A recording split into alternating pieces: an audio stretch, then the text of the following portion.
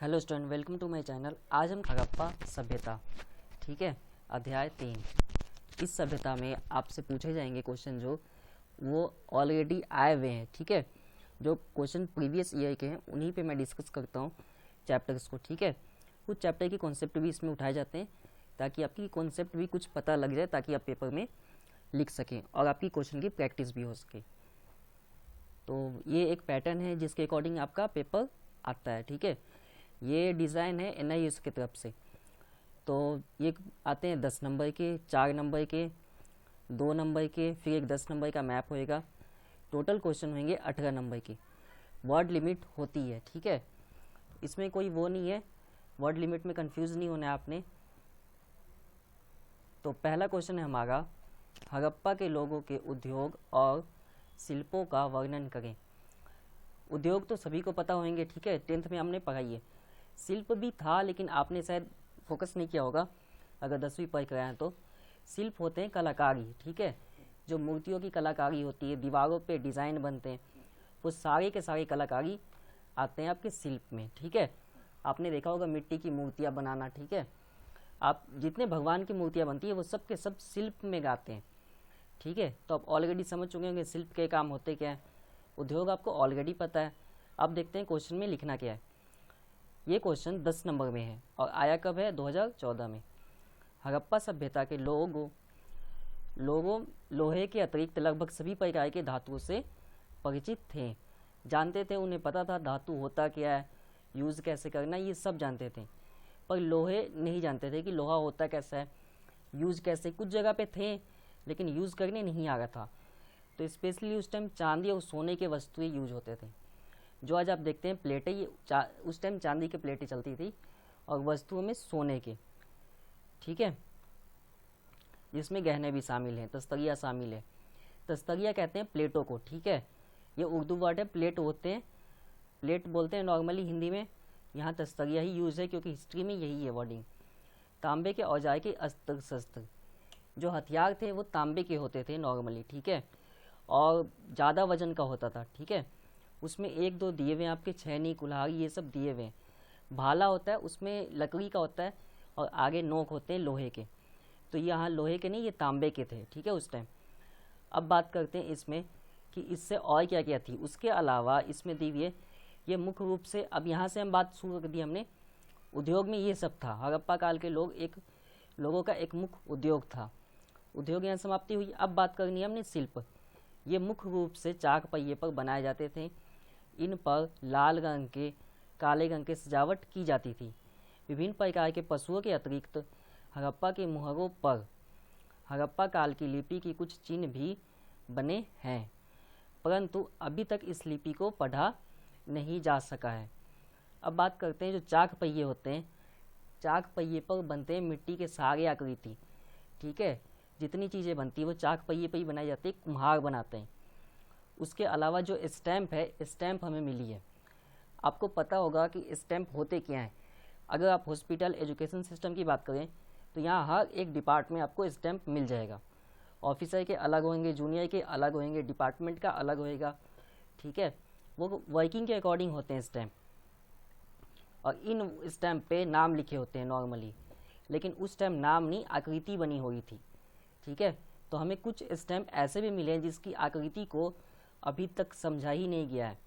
अगर कोई विद्वान इस समझ लेता है तो उसे ऑलरेडी प्राइजेस मिलेंगे ही, और उसका नाम हिस्ट्री में अलग आएगा, ठीक है। तो उस पर कुछ का कहना है कि पशुओं के चित्र हैं उस आकृति पे, जो नहीं समझा गया है, और कुछ कहते हैं ये गलत है, ठीक है। तो अभी कंफर्म किसी की भी नहीं हुई है।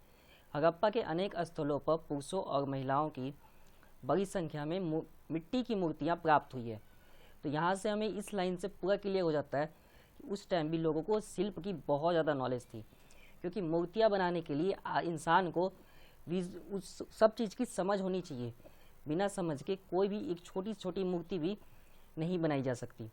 इसके अतिरिक्त पक्षियों, बंदरों, कुत्तों, इन सब यानी नॉर्मली जितने जानवर होते हैं उन सभी जानवर के आपको मूर्तियाँ मिलेंगी, ठीक है, जो आज के टाइम मिल सकती हैं आसानी से।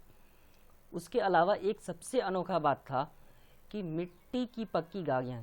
ये तो बहुत ही अनोखा बात है, क्यों? क्योंकि जिस टाइम परिवहन में सिर्फ एक जहाज़ था, ठीक है, और बैलगाड़ी था। उस टाइम अगर कोई कहे कि गाड़ी का मॉडल, तो वो अचंभे वाली बात है। तो ये वही कहता है यहाँ पे इस लाइन में। उस टाइम थे हड़प्पा काल में। हड़प्पा काल आज से लगभग 3000 साल पहले थे, ठीक है, सिंधु घाटी में। इंग्लिश में इंडस वैली कहते हैं इसे। हड़प्पा काल में धातुओं की मूर्तियाँ, मिट्टी की मूर्तियाँ, इन सब के नमूने प्राप्त हुए। यह हमें शिल्प का सबसे महत्वपूर्ण उदाहरण दर्शाते हैं।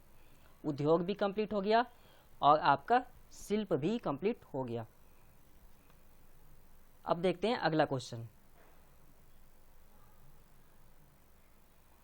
तो आपसे अगला क्वेश्चन बहुत ही इजी है, इसमें 2 नंबर में है और ये क्वेश्चन 2013 में आया हुआ है।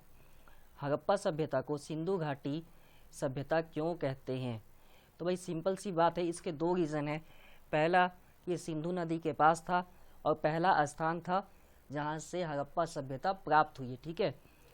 सिंधु घाटी को हड़प्पा सभ्यता इसलिए कहते हैं क्योंकि वह पहला स्थान था जहाँ पर इस सभ्यता के अवशेष साक्ष्य मिले हैं। इसके अतिरिक्त यहाँ पर सिंधु नदी भी बहती है, इसलिए कहते हैं। 2 रीज़न थे, 2 नंबर में है। वर्ड लिमिट आपको पता ही है, ठीक है। 10 नंबर में 200 वर्ड थे, तो 200 वर्ड है तो आप 200 250 तक लिख सकते हैं, इतनी मार्किंग नहीं होती। बट अगर 200 या 300 लिख देते हैं तो मार्किंग होएगी, कटेगी ही, ठीक है। नंबर जो आंसर शीट होती है उसमें 200 में आपको एक फर्स्ट पेज, फिर सेकंड और थोड़ा सा और आपको फिल करना है, ठीक है। 2 नंबर में तो आपकी नॉर्मली 20 लाइन 20 कह रहे हैं, 20 वर्ड आपकी आएंगी, 20 से 25 वर्ड आराम से, ठीक है। और इस चैप्टर से 10 नंबर के आते हैं, बहुत इंपॉर्टेंट चैप्टर है और ये हमेशा ही आता है इस चैप्टर से, ठीक है। चैप्टर वाइड है, इनके सिलेबस बहुत ज़्यादा वाइड है, बहुत बड़ा है, इसीलिए कुछ चैप्टर में से रेगुलर आते हैं और कुछ में से गैप देकर आते हैं, ठीक है। और ये सभी के लिए ऑन डिमांड एग्जाम हो, अप्रैल हो, अक्टूबर हो, आप किसी में भी बैठे हैं, सबके लिए ये। हड़प्पा वासियों की आर्थिक क्रियाकलापों की व्याख्या कीजिए। ये क्वेश्चन आया है 2014 और 15 में, 2 बार रिपीटेड है और लगातार है, ठीक है। उसके बाद ये 10 नंबर का क्वेश्चन है, तो इसमें भी वर्ड इतनी ही होनी चाहिए, 200 से 200 वर्ड की लिमिट है, तो मैक्सिमम 250 तक ही होनी चाहिए, इससे आप ऊपर नहीं जा सकते हैं। अगर इससे ऊपर जाएंगे तो मार्क्स कटेंगे। हड़प्पा वासियों की आर्थिक, हमसे पूछे गए आर्थिक क्रियाकलाप, तो भाई सबसे पहले समझ लो आर्थिक क्रियाकलाप समझाने कैसे हैं। आर्थिक का मतलब होता है पैसे, और पैसे कैसे आते हैं? 2 रास्तों से आते हैं। एक तो बिजनेस यानी उद्योग को बढ़ा दो, और दूसरा वे है कि जो वहाँ पे काम है, लघु उद्योग, छोटे छोटे, उसको ही बढ़ा दो यानी शिल्प। तो इनडायरेक्टली उद्योग ही है। उद्योग को अगर हम बढ़ावा दें तो ये आर्थिक क्रियाकलाप का पूरा व्याख्या हो जाएगा। तो इसीलिए इसमें कुछ पॉइंट उद्योग वाले भी एडिंग किए हुए हैं, तो आपने समझना है ध्यान से। हड़प्पा वासियों के आर्थिक अर्थव्यवस्था का एक महत्वपूर्ण विशेषता है आंतरिक और बाहरी दोनों तरह का व्यापारिक जाल तंत्र है। इसका मतलब है कि जो हड़प्पा वासी थे वो देश के अंदर भी व्यापार करते थे और देश के बाहर भी, इसलिए आंतरिक और बाहरी दोनों वर्ड बोला गया यहाँ पे। नगर की आबादी अपनी खादों और अन्य चीज़ों के लिए आसपास के गांव पर निर्भर होती थी। अब नॉर्मली इस शहरों में उस टाइम कुछ नहीं बनता था, क्योंकि इतने बड़े बड़े उद्योग तो होते नहीं थे, तो इसलिए गांव में जो छोटे छोटे उद्योग थे घरों में बनते थे। जो जैसे अब वस्तुएं होती हैं, वस्तुएं ज़रूरत की सामान होगी, ठीक है, तो ये सब गांव के लोग बेचने आते थे शहर, ठीक है, और वहाँ से लेन देन होता था। तो ये था आपका आंतरिक व्यापार, ठीक है। अब बात करते हैं बाहरी, तो बाहरी व्यापार में हम कई सारी चीज़ों का व्यापार करते थे, सोना, चांदी, तांबा, उसके अलावा पशुओं तक का होता था, ठीक है, लेन देन। तो इसीलिए आपके यूरोप, आपके जो हैं UAE, दुबई तक में हड़प्पा के साक्ष्य मिले हुए हैं। इसीलिए गांव शहरों के परस्पर संबंध विकसित हुए। कैसे? ये इससे, व्यापार से। गांव व्यापार कहाँ करते थे? शहरों में आकर, इसलिए संबंध विकसित हुए। इसीलिए शहरों के शिल्पकार अपनी चीज़ों को बेचने के लिए बाजार की जरूरत थी, जो मैंने बता दी आपको। इस शहरों के बीच परस्पर संपर्क स्थापित हुए। हड़प्पा के लोग लोहे के अतिरिक्त लगभग सभी प्रकार के धातुओं से परिचित थे। यहाँ से आपके पहले ही वाले क्वेश्चन के पॉइंट है, तो आप सीधा एंड की देखते हैं इसमें से, ठीक है। एंड में अब सीधा बताई गई कृषि के लिए, ये ऐड नहीं था जो यहाँ पे आपको ऐड शो होगा। सिंधु घाटी में ही आपको हड़प्पा सभ्यता मिला है, ठीक है, और हड़प्पा सभ्यता की जो उपजाऊ भूमि है तो उसने कृषि की पैदावार भी बढ़ाई है, तो इससे उद्योग भी बढ़ा है। कौन सा? कृषि उद्योग, कृषि आधारित उद्योग का इसका वृद्धि हुआ है। ये मुख्य रूप से चाक पहिए पर यहाँ पे बताए गए हैं थोड़ी सी शिल्प की। इस प्रकार हड़प्पावासी की आर्थिक क्रियाकलापों को हमने जाना। अब देखते हैं अगला क्वेश्चन। हम सब जानते हैं कि एक शहर में आप बात करें तो कितने सारे डिपार्ट होते हैं, ठीक है। पहले डिपार्ट नहीं होता था, एक ही आदमी ऑनर होता था, यानी एक ही मालिक होता था और वो अपने हिसाब से स्टैंप देता था। पहले भी सामान को एक जगह से दूसरे स्थान पर भेजने के लिए उसमें मुहर लगाई जा रही थी, यानी स्टैंप, ठीक है। और स्टैंप लगने के बाद ही जा रहे थे, तो वो तब भी थे और वो अब भी हैं। तो जो आप स्टैंप देखते हैं ना, वो आज का नहीं है, वो आज से 3000 साल पहले का ही ये सारा सिस्टम आया हुआ है, शायद इससे भी ज़्यादा का। अब एक बार फिर से क्वेश्चन देखते हैं। हड़प्पा मुहरों की विशेषता का वर्णन कीजिए। ये क्वेश्चन 2015 में आया हुआ है 4 नंबर में। हमसे क्या पूछा गया? मुहरों की विशेषता, बस इतना ही आपने याद रखनी है। क्वेश्चन में कुछ भी ट्विस्टिंग हो, अब बस आपने देखना है कि आपसे पूछा क्या गया, मुहर, तो यही बतानी है आपने। हड़प्पा सभ्यता के लोग विभिन्न प्रकार की मुहरों बनाते थे। अब ऐसा नहीं है कि सिर्फ एक प्रकार के धातुओं से मुहर बनती थी, यहाँ पे ये कई सारे मुहरें बनाते थे और लगभग कितनी मुहरें प्राप्त हुई हैं इस सभ्यता से? 2000 से भी ज़्यादा मुहरें प्राप्त हुई हैं। ये मुहर आमतौर पर चौकोर शक्ल में थी और सिलखेरी से बनी थी। ये बताए गए हैं कि ये ना धातु है, ये उपधातु है सिलखेरी जो, ठीक है। ध्यान देने की बात है कि इन मुहरों पर अनेक पशुओं के चित्र थे, अब इसमें दिए हुए हैं, परंतु एक ऐसा चित्र हमें नहीं मिला अब तक किसी भी मुहर पे घोड़े का, ठीक है। अब नॉर्मल उस टाइम तो था, लेकिन ये इसका पशु का चित्र किसी भी मुहर पे नहीं था, इसलिए इस पॉइंट को भी आपने मेंशन करना है और अंडरलाइन भी करनी है।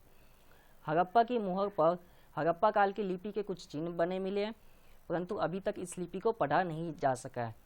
सबसे प्रसिद्ध मुहर है वो है सिंह वाला एक पुरुष देव का चित्र, ठीक है। तो आपके ऑलरेडी क्वेश्चंस कंप्लीट हो चुके हैं जितने थे। उम्मीद है आपको क्वेश्चन समझ में आए होंगे, कॉन्सेप्ट।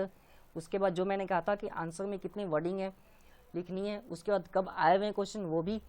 अब अगर वीडियो अच्छे लगे हैं तो लाइक शेयर कमेंट कीजिए, सब्सक्राइब कीजिए। अगर कोई भी डाउट है, कुछ भी समझ में ना आया हो या कोई डाउट रहे जाए सिलेबस, कंटेंट, पासिंग से रिलेटेड, ठीक है, तो आप कमेंट बॉक्स में पूछ सकते हैं।